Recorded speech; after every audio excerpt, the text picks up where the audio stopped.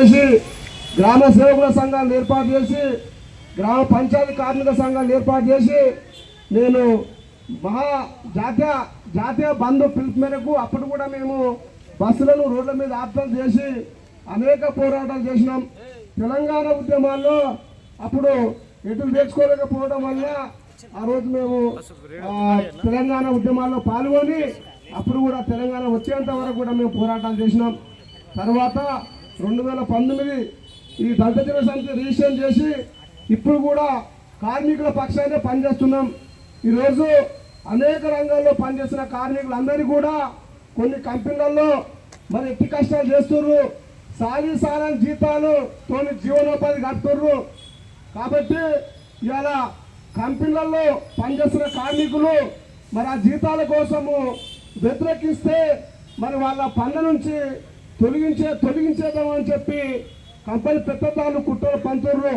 వాళ్ళకు వ్యతిరేకించినా కానీ మేము ఉద్యోగం నుంచి కూడా తీసేయడానికి వాళ్ళు ముందుకు వస్తుర్రు. మరి మన కార్మికులందరూ కూడా ఆ యొక్క మన హక్కుల కోసము పోరాటం చేసి మన హక్కును మనం సాధించుకోవాల్సినటువంటి అవసరము చాలా ఉందని చెప్పి కూడా నేను తెలియజేస్తున్నా. ఇవాళ అనేక రంగాల్లో పనిచేసిన కార్మికులకు మహిళలకు కూడా మగవాళ్ళతో సమాన వేతనాలు కేటాయించాలి.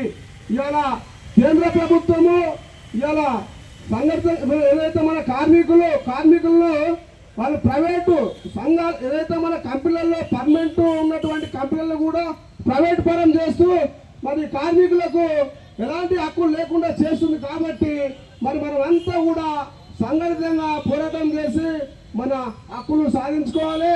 ప్రతి కార్మికునికి 1948 జియో ప్రకారంగా 19 నుంచి 26 నెలల దాకా సాలరీ ఉండాల్సింది.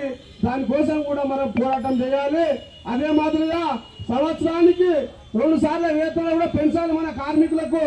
సంవత్సరానికి ఈ మార్కెట్లో ఏదైతే నిత్యావసర సరుకుల రేట్లు ఏ రంగైతే పెరుగుతున్నాయో చుక్కలు అంటున్న రేట్లు దానికి అనుకూలం కూడా ప్రతి సంవత్సరానికి 2 సార్లు వేతనాలు మనం పెంచాలి.